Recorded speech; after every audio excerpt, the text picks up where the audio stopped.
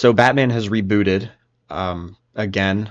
I think the last time they had a reboot was in Rebirth, technically, which has been, gosh, 9 years almost ago. They renumbered with a number one technically, and then I think at some point when they hit the Detective Comics like 1000, they went back and like redid the numbering. Anyway, Batman's at number one again. I think Detective Comics is still the same, but regardless, we're finding ourselves again in a very cyclical loop of that things haven't changed with comics necessarily, despite a seemingly fresh take, despite something new on the horizon for the most part. So I just wanted to pull up a review really quick. I feel bad because I have not read this book, partly because the contemporary comic book industry has not impressed me. And the few times I've tried to get back into it, I've been extremely underwhelmed. If you see my interview with Christian Baxter on his channel, I talked a little bit about my history with Comicsgate and my getting blackpilled by a bunch of these now woke right members who really decried what was coming out at the time. And that was the development and kind of the same time I was getting into this series or into this world and was reading trades and like old issues and stuff. And so I have a very jaded, I think, overall view of the industry and what comes out. But Batman number one has been selling really well, and I don't know if it's because of variant covers and the collectability, artificial collectability of the issue, or because it is real quality. But just looking at this comic site from the Beat really quick, Matt Fraction is writing, who is a pretty prolific writer at this point, at least in the kind of what we would call maybe, I think it's the Platinum Age or the contemporary era. He wrote Matt Fraction. Matt Fraction wrote Hawkeye, which was really well received. I read a little bit of that and I thought it was fine. It was probably about 15 years ago. And I like Jorge Menez's pencil work. He did Super Sons in Rebirth in 2016, which I really liked that book, which did not last very long because of the nature of DC Comics, which we'll discuss today, and mainstream as a whole. It looks all right, but I don't see anything particularly impressive. Commissioner Gordon is not a commissioner; he's a beat cop now. Batman has a new suit, but like it's just it's just the regular suit. I guess the bat symbol's new. It looks all right, and it has a blue tint as well, like the rest of the suit. But it doesn't look too different than, this figure, which was based on the suit redesign of the early 2000s around the time of Infinite Crisis that Jim Lee ended up making very popular and iconic with Hush, right? So this blue and gray bat suit really isn't any different. It's really no different than the Silver Age suit of the 50s, right? Which had the same general principles: blue and black or blue and gray costume scheme, no oval, yellow oval for the symbol, right? Kind of the square utility belt. We really just, there's only so much that can be done with these characters, and I think that's what I'm getting at. And that's what I was trying to get at with the last one. Again, I want to preface that this is talking about mainstream comics specifically. And the thesis that I tried to have in the last video was that mainstream comics cannot have a sense of finality given the nature of the medium, and this lack of finality is ultimately, I think, a detriment to the work, and I think it's also symptomatic of some of the problems we have in the culture, especially specifically with, I think, around kind of the fan bases that exist within this space, with regards to maturity, with regards to even the market they're supposed to be targeting. It's kind of all over the place. So yeah, I wanted to look at, let's see if I want to start here. On my free time at work, if I'm bored and I don't actually have things to do, Goodreads is not blocked on the school sites. And so what I do is I read Goodreads reviews of comic books. And I found this guy's name is Zach's Reviews. And there's a couple decent, grammatically incorrect thoughts on key books, mostly by Grant Morrison, that I was really impressed by, at least for kind of the format that is Goodreads. And I don't think many people read these. And I think there's some value to be taken out of this, specifically with regards to the idea of syndication and finality, or a lack of finality. So I'll read some of this Alan Moore Killing Joke review, which for those of you who are not in the comic book world, Killing Joke is a big deal. This is like one of the top 5 Batman books of all time. Alan Moore, who wrote Watchmen, who wrote some of Swamp Thing in the early 70s, late 70s, who wrote V for Vendetta, very prolific writer, very grumpy old wizard, has since decried or denounced this book and does not look at it very lightly. He calls it just some sort of cheap script he did for Brian Bolland, who was the main artist and penciler for this work. So he doesn't think very highly of it. I think it's decent. It's nothing groundbreaking, but I think that the takeaways that are found in some of this review help kind of point to what I want to get at, as well as another one. To be honest, it's difficult to understand why Moore disowns this one and not some of his other 80s books. It's significantly less mean-spirited in its deconstruction, and by far and away, the briefest of his most famous works. A cry to stop the death spiral of syndication before it's too late, before Batman is warped into something perverse and unrecognizable, using the Joker's amorphous nature across the decades as an avatar for this volatility, the risk that comes with an infinitely stretching canon.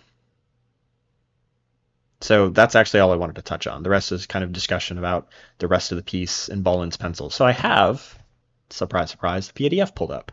Can I hide it? Oh, I can. Sweet. This is the original coloring. So in the 2010s, I think, it got recolored, and the recoloring stinks. All of these like purples and reds and these harsh kind of colors that you've seen only out of the 80s are completely gone here. Brian Boland's pencils are awesome. I think they look way better here. That's a different story. But on these pages is this ongoing discussion. Batman is kind of giving a final cry for help to the Joker, right? This is your last chance. I don't want to kill you. I don't want us to be found in this kind of endless spiral. We can work together. We can solve this. And so the Joker starts to tell a joke, right? He says, there's these two guys in a lunatic asylum. They both decide they don't want to live in the asylum anymore, and they escape. And so they see across the roof in this gap, they see freedom. So the first guy jumps right across with no problem, but his friend daren't make the leap. You see, he's afraid of falling. So then the first guy has an idea. He says, hey, I have my flashlight with me. I'll shine it across the gap between the buildings, and you can walk along the beam and join me. But the second guy just shakes his head. He says, what? Do you think I'm crazy? You turn it halfway off, or turn it off halfway when I was across. Horrible delivery. Normally I'm better than this. So then there's this moment where they share a laugh, and then the last couple pages is this. It's the Batman. Is he choking the Joker? Is he simply grabbing onto him as he also laughs? Look at this evil grin. Every time Batman smiles in a comic, I think it's like, stuff's about to go down. These pencils are wonderful. Anyway, so here we go. Here's that beam of light that's set up, and it goes out. And rain. So the question is did the Batman kill Joker? Is this them sharing a laugh? Is this them both stuck in the asylum? Is this Batman going back? Are they now stuck in syndication? Are they stuck to play this game over and over and over again? What happens? And I think that looking at mainstream DC, Marvel comics that have been going on now for nearly 100 years, if we're looking at just the start with Batman and Superman at this point, I think it's a really interesting exploration. The idea of syndication, the idea of the inability to come to a close. This Zach fellow also wrote in a review for the end of Grant Morrison's run on Batman. I think I referenced it in the last video, but I want to read it again here, or at least the part that I think is interesting or important to this. Let's see. So the first part is discussing Batman's inability to be a father and an inability to meet and seek out a mother figure. So Talia is the mother of the demon. Kane is an older woman that Bruce ultimately rejects. And Jet, who's this like femme fatale, as an example of a Wayne romance in real time. The courtship, the reveal, and the ultimate revelation that not only did she betray him, but he supposedly never trusted her in the first place. The combination of mother issues and the nature of the world Bruce lives in leaves him unable to love, even when it's presented to him. Even when it would take work but ultimately benefit his son, he is too committed to his fruitless, eternal mission, and everything in his life, any attempts to be close to him, must come through that mission. Which brings us to the Ouroboros, a symbol of Leviathan, the monster that is bigger than everything else and can never be beaten, and that's the nature of Bruce's status as an ongoing character, that any progress made in an individual storyline washes away with the next story. Any growth must end in tragedy, and it has to be his own doing on some level metatextually. A want for his mission to continue, because to stop would mean he'd have to form real connections outside the context of the mission. There's the anti-generative spirit here. PVK has talked about it specifically in conversation, and I should try and find that real quick. Structure of the narrative, the structure of the character is that they are not that person, in fact. And so there is no generativity there. And what there is eternal recurrence. The only thing that can happen, and obviously did happen on a repeated basis, is that Bond shakes himself off after his tryst and he goes back to MI6 and he flirts with the girl behind the desk and a new villain pops up and off we go again. And, this is a kind of a flat world. The world has nothing really in it except a Bond character at a given age. This is an ageless character, or he has no youth and he has no old age, although the guy who's playing him gets older as it goes on, but the character himself is frozen. This is a static and essentially sterile world. And you can have the ecstatic, individual effort, heroic, experiential, kind of seeking out thrills and seeking out experience. That's not necessarily wrong intrinsically, as long as it's got the right telos. Right. And in the end, that telos is the generative. The generative future. Right. And it's not, and see, this was part of, when I was talking about the hero's journey, what I've seen is that in many ways that, Peterson and many others are framing the hero's journey as a story of self-actualization. Exactly. And it's, and certainly there is self-actualization that happens, but that I think is part of the blindness of individualism. And what you actually have in a fuller, better, bigger story that I think we find finally more satisfying is that there's self-realization, self-actualization going on in Sam, in Frodo, but now Frodo and Bilbo's self-actualization is finally in some ways, sacrificial. Now they go off into the Grey Havens, with the elves. Right. But it's, there's a longing and a mourning. And even though in some ways in that universe, the elves are going back to they're returning home. In some ways, the elves in Middle Earth were colonials. Okay.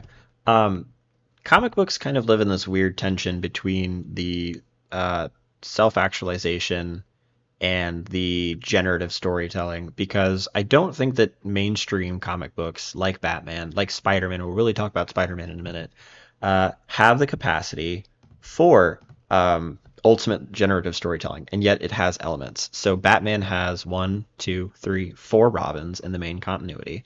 One is his biological son, and the other 3 before him he has adopted in some way, whether it's through legal means or as like a ward of the state, and utilizes them to crime fight and stuff. But he has a family and he has a network, and so there's something generative to that.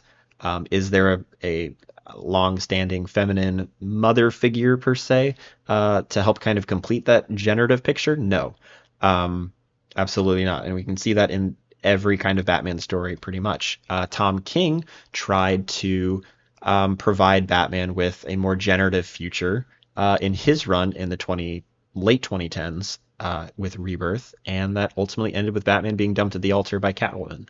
And Tom King, I think, ultimately came to the conclusion there that said that Batman cannot be happy. And if Batman and happiness cannot exist, and therefore Batman and this generative future with Catwoman cannot exist.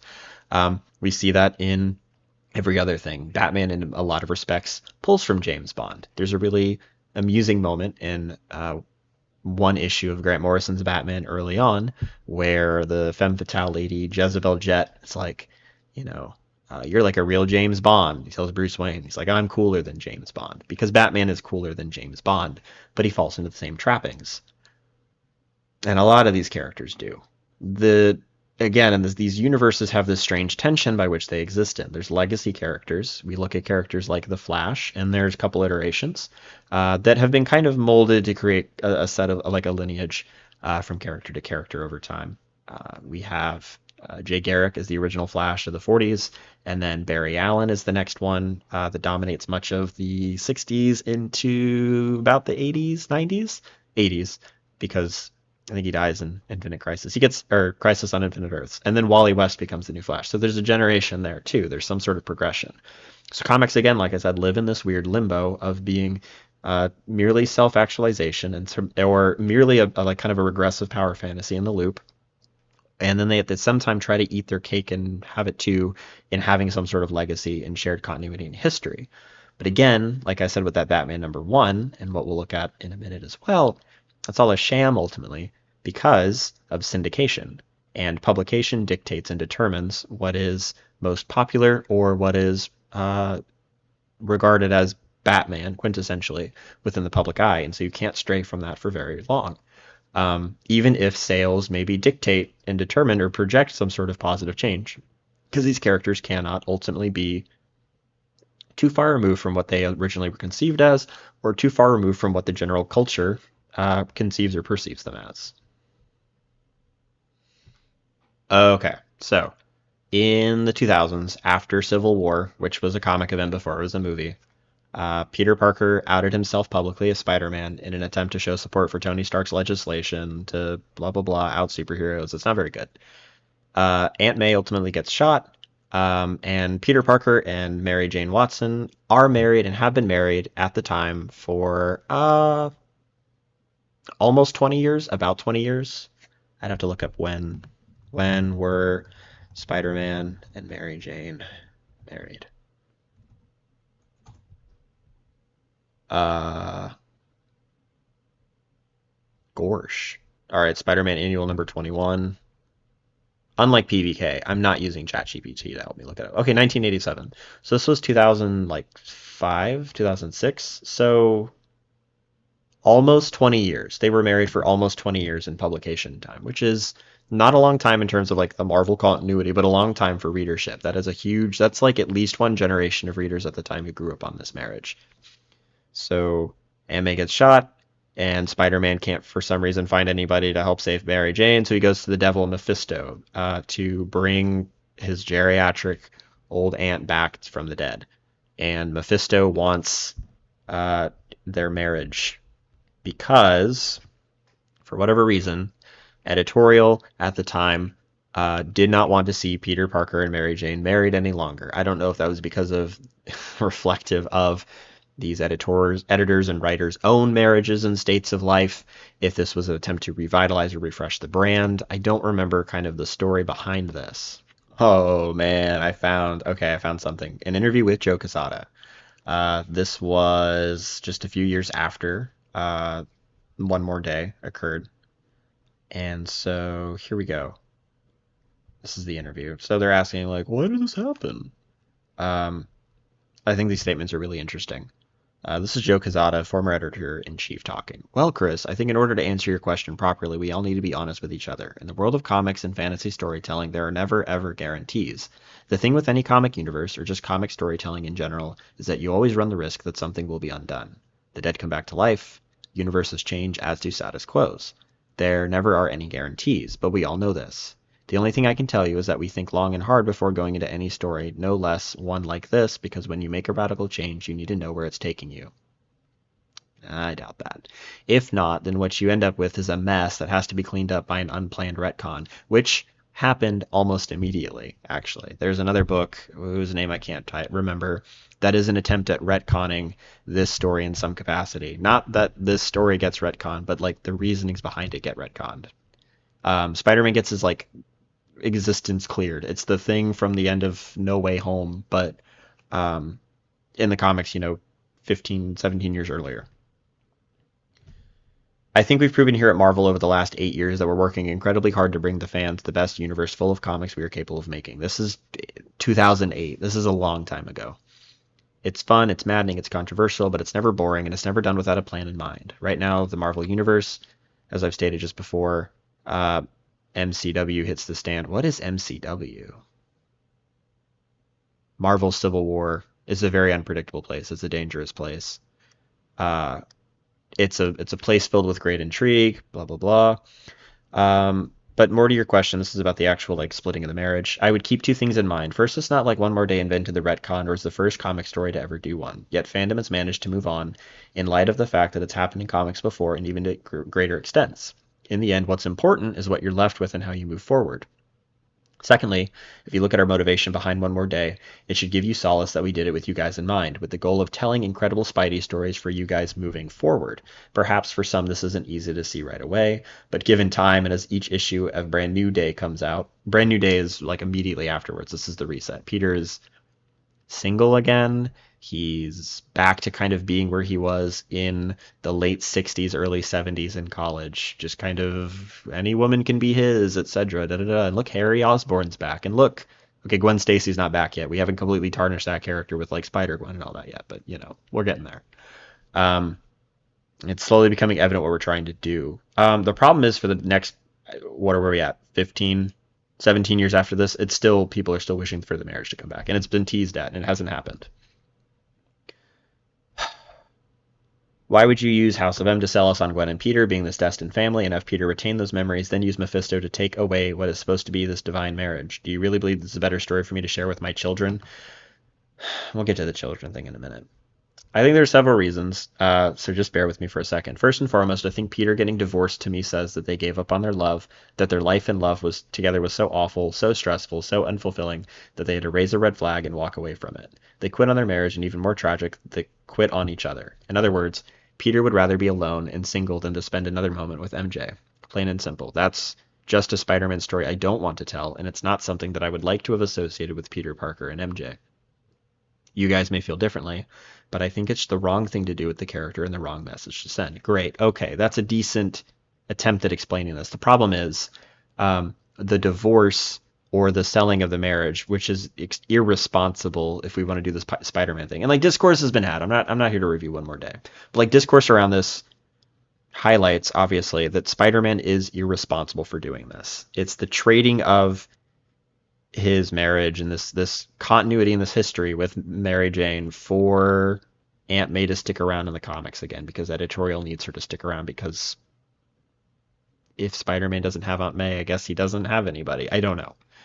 This is that status quo thing. And then it's the Mephisto thing. He's a villain. This is an important distinction. He's being taken advantage of. And now, as to explain this to your kids, why... I don't know the last time actually like kids were reading comic books. It's kind of a fluke that I'm reading anything. In the last generation, I think to have grown up reading comics, like really like mainstream DC Marvel off the stands, reading it regularly in some capacity was probably Gen X or maybe early millennials. I don't know anybody in my circle, and I know people older than I am who are reading like syndicated comics. They're not going to the comic book store. That became a dead thing by the time I was in high school and even in my area. Like this is not a thing. And so I'm not saying like with regards like how to explain to my kids why Spider-Man sold his marriage to the devil. Like that's not the point. The point is that one of the problems with comic books now is that they've completely lost the next generation of readers. They completely lost them, I don't know, probably in the late 80s, maybe the 90s and 2000s. That's a stretch. And the only attempt to get them back in has been through attempts at revitalization, attempts at making things line up with the MCU in some way, attempts at creating an all ages line. That doesn't work now. I don't know anybody. Actually, I have 2 students now who are reading comic books and they're pirating them and they're reading like back issues. Like, I don't know why they're doing that. It kind of blows me away. I appreciate it. It's nice that they're reading things like Green Lantern events or the comic books that I sometimes recommend to them. But this industry has continually failed over the last 20-something years to engage new young readers for a multitude of reasons. The comic book industry is extremely inaccessible to them in terms of like the price of any given book. I figured this out the hard way as in high school trying to read comics. Who wanted to read single issues, and online I had to have like a minimum like 10 issue pull list when I wanted to read one book. That's like $50 a month I didn't have. So that's one thing. Continuity wise, it's a mess. It's hard to access it in some respects, which is why they reboot and stuff, I suppose. So for a multitude of reasons, it's inaccessible. So what's the target demographic? What is the main readership? It's the guys that were in Comicsgate. The guys that were in Comicsgate 7, 8 years ago are the demographic that is still retained, is still reading actively, and maybe a little bit younger than them. So, right, Gen X late millennials, maybe, or not late, maybe late millennials, definitely early millennials. Like the window has still been missed to reboot, and so these individuals, I think, are still stuck in kind of this world that exists, and I don't know, and I don't want to make any conclusions. I really don't want to do like a kind of slippery slope or jumping to conclusions or some way, but kind of the obsession with the industry and the retention of continuity, or the strong defense of one way for Spider-Man to be in his marital status or the other way for Spider-Man to be in his marital status. One is reflective that these comic book characters, outside of for this particular demographic, are nothing more than like particular like icons. Like, oh, I got a Batman action figure. That's cool. Do you know anything about Batman outside of that? Not that you need to, but this character in the public eye doesn't necessarily have the history that he does in the comic book spheres because it's not accessible, because they lost a whole generation. Where am I going with this? All right, this is from 3 years ago. Vastly outsold Superman. One Piece officially outsells Batman in every other American comic book.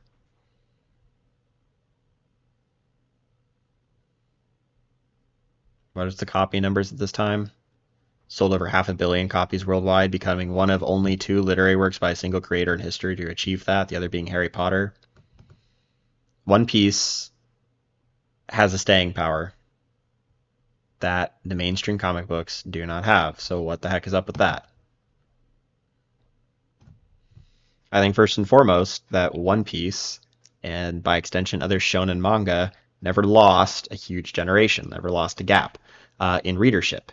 My students, who are young Gen Z, late Gen Z, almost to Gen Alpha, are the ones reading One Piece. They're regularly caught up with it, whether it's the manga or the anime. These characters are far more pertinent to them and relevant to them in their consciousness than I think any contemporary superhero is, except for Miles Morales. We'll talk about Miles Morales one day about representation, because I want to talk about representation in media as well, kind of in response to the Comicsgate problems. But he's a character that a lot of my students find relevant. For reference, Miles Morales will be on screen like right here. Okay. One Piece, I think, also is not as flat because it's not anti-generative ultimately, because the story has an end that it's headed towards. And the reason why we can say that is we can predict trends from other popular shonen manga. Naruto has a generative end insofar as, like, not only does Naruto like become the great Hokage, spoilers I guess, and like gets married and like has Boruto as a kid. Boruto, his son, gets his own show. There's a generative next kind of progression in the story for that. And Naruto has a conclusive end. DC Comics, specifically, because we're just going to use that, Batman, despite having 4 Robins and a butler and a bunch of like women he's like met and experienced and dated for like, I don't know, 80 something years, right, has not settled down, has not actually had a generative future, and there's no conclusion to Batman, because Batman's goal of fixing the city and making it a better place is ultimately not going to happen. It's an impossible goal that's set to allow for continued sales of the book, which reminds me of another thing. Get to the big speech. You look to me to speak. The grand moment in which our liberal hero stands up to speak loudly, inspirationally, and most importantly, only abstractly. A city for the many and a refuge for those in need. A home worth fighting for. At first glance, this may seem like a mostly harmless retread of the first movie. The bad guy is dead and the dream of Rome can be realized again. But look more closely to how both endings play out. Like, what's the actual content in Lucius's speech? In the original, it was so clear what had been achieved at the end, and what the next steps would be. Free my men. Senator Gracchus is to be reinstated. Also note the tone here, which is just a quiet set of directions, really. There was a dream that was Rome. It shall be realized. This is all that we needed, because we in the audience already perfectly understood the plan of action. We already knew what Maximus's claim to power would look like. In other words, the real work had already been done. But now look again at the sequel. What does tomorrow look like here? Who's going to be in charge? What are they going to do? Okay. PVK talked about this in a video something about like liberal storytelling or the end of that, and I'll try and link that video in here as well. It's ultimately not helpful. This goal is so vague. Change the world, be better. There's no action. There's no actual radical change, right? And this has been the case for media for a really long time within this, which is why that whole like Sam, it gets brought up here, like the Falcon and Winter Soldier thing of like just do better, be better, is so obnoxious and like pandery and all these other things, like epitome of everything the Comicsgate was like annoyed with. But never articulated very well. So Batman's goal, which is vague, which is to make Gotham a better place, or even Superman's goal of like be hope and create a better world of tomorrow, which are these vague ideas and principles. Spider-Man's is like be responsible and be responsible, I guess. These are vague goals that ultimately have no end. They're inspirational insofar as like I can be like Batman and I can be better. Da da da da. They're not quite aspirational though, because they're so vague in their outcomes. And these vague inspirational goals and objectives of these long-standing syndicated characters ultimately are not generative, even if they seem like it for a moment. Superman may be married and have Jonathan Kent Superboy as a son, and that'd be really awesome for about 2 years. But soon enough, Brian Michael Bendis is going to show up and age Jonathan Kent, and he's going to send him out of the Superman book, and Super Sons is over. And I could rant about that, but I'm not going to. I'm going to become the Hokage. I'm going to find the One Piece. I'm going to be King of the Pirates. These goals of Naruto and of Monkey D. Luffy are aspirational. They're also going to have some sort of achieved goal. That is a goal that is met, and that viewers and readers will be able to follow. That is the ultimate goal of what individuals have been following One Piece for the last almost 30 years have been seeking out. And then new readers are constantly added in, despite the 1,000 episodes, despite the 1,000 chapter commitment, because there's something valuable to it, because there's something that's lacking in Western comic books and this kind of media that's coming here from the West that is not lacking within the media and the content from Japan specifically, and maybe by extension the East. Stories need some sort of finality ultimately, and whether or not, you can do individual kind of episodic, like one villain a day stories, and there's a conclusion that's satisfying, but ultimate commitment to a character without it becoming merely an icon. Or that, like, yeah, just becoming an icon. Like this is just an icon. This sits, if we want to do the Peterson thing, he sits on my shelf and I look at him. He is an icon and a symbol of something, not necessarily something in of itself. There's actually not necessarily shared history or continuity or value within Batman. I mean, there is, because I've read him, and there's interested value, right? But he's not much more than that to the public eye. Spider-Man is not much more than cool and marketable and iconic, right? I think maybe the manga characters will end up like that at some way, Naruto and Luffy, but however, these characters are still remembered for their stories, for these arcs, and for the 700 chapters, 700 episodes, right, journey that they went through, that it is conclusive. People know that they have an end.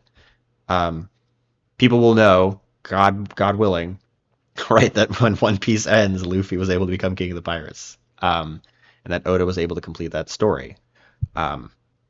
We like finality, and I think that finality in our stories provides a lot of value ultimately in the long run to these stories, because I think what we're seeing with Western comics as a whole, not including the independent stuff, not including Hellboy or Invincible or The Walking Dead or numerous other independent comics that I cannot think of, that I've not read, that have value, that are worthwhile, the mainstream DC Marvel stuff, ultimately will only be valuable for the icons they created of the 20th century, because one, their continuity is whack. Two, there's no ultimate conclusion to them. They're anti-generative. And these stories from the East, from Japan, are ultimately generative. And so we need finality, we need generativity to our stories. I think I'm done rambling. I think that's all I got. I talked about comics.